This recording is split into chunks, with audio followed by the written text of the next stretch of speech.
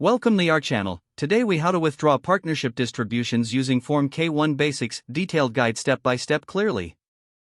To withdraw partnership distributions using Form K-1, begin by understanding what a Form K-1 is. Form K-1 is issued to partners in a partnership to report their share of income, deductions, and credits. The first step is to ensure you received your K-1 from the partnership.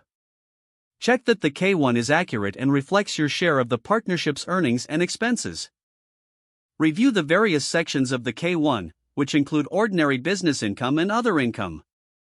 Next, consult your partnership agreement to understand the terms regarding distributions. Identify the distribution schedule outlined in the partnership agreement.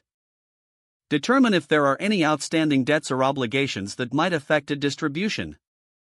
Once you have this information, calculate the total amount available for distribution. If your partnership's revenue allows for distributions, discuss with your partners or the managing partner regarding the timing of distributions. Follow the procedures outlined by the partnership for requesting your distribution. Submit any required forms or notices to formally request your distribution. Keep a record of your request and any communications regarding the distribution. After your request is approved, you should receive a payment from the partnership. Once you receive the payment, update your financial records to reflect this distribution. Understand that this distribution will likely impact your personal tax obligations. The income reported on the K-1 may need to be reported on your personal tax return. Keep all documentation related to the distribution and the K-1 for your records.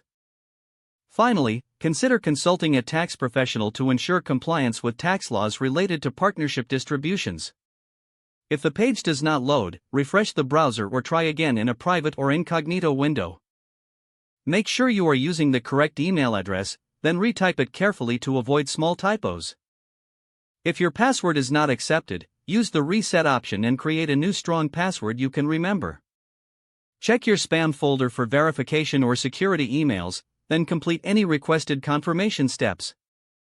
Enable two-factor authentication if available. After signing in, review your profile details so your contact information and settings are accurate and current. If you see an error message, note it down and try again after restarting your device and internet connection. Log out when you finish, especially on shared devices, to keep your account and payment information secure. If the page does not load, refresh the browser or try again in a private or incognito window. Don't forget to like this video and subscribe to our channel for more step-by-step tech guides.